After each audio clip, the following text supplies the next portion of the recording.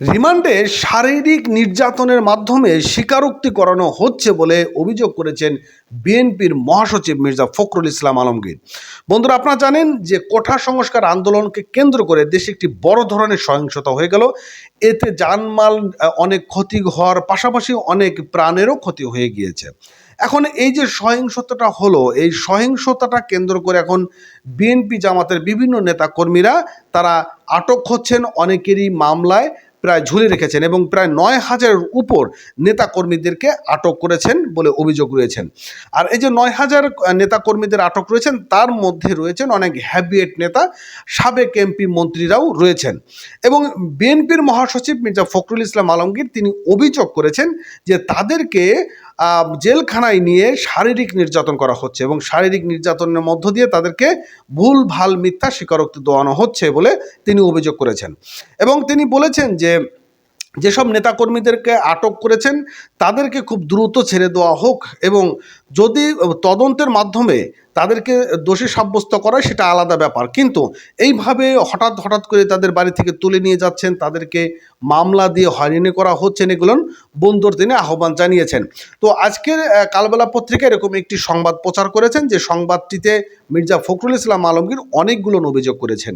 কি কি অভিযোগ করেছেন এবং কি কি বিষয় রয়েছেন চলুন আমরা কন্টিনিউ করি, এবং অবশ্যই ভিডিওটি কন্টিনিউ করার পাশাপাশি চ্যানেলটি সাবস্ক্রাইব করবেন।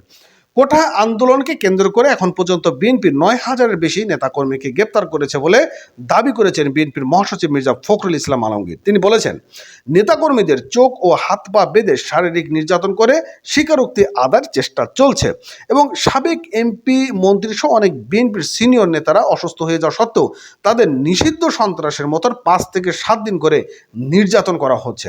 অর্থাৎ তারও অভিযোগ হচ্ছে যে যেহেতু এখানে অনেক সিনিয়র নেতাকর্মীরা রয়েছেন, তাদেরকে বিভিন্নভাবে শারীরিক নির্যাতন করা হচ্ছে এবং নির্মমতার সাথে সন্ত্রাসী স্টাইলে তাদেরকে নির্যাতন করা হচ্ছে বলে তিনি অভিযোগ করেছেন। এবং রোববার অর্থাৎ ২৮ জুলাই বিকেলে গণমাধ্যমের পাঠানো এক বিবৃতিতে তিনি এমন অভিযোগ করেন এবং তিনি বলেছেন যে গ্রেপ্তারকৃত সাবেক এমপি মন্ত্রী সহ বিএনপির সিনিয়র নেতারা অসুস্থ হওয়া সত্ত্বেও তাদের নিষিদ্ধ সন্ত্রাসীর মতো ৫-৭ দিন করে নির্যাতন করা হচ্ছে।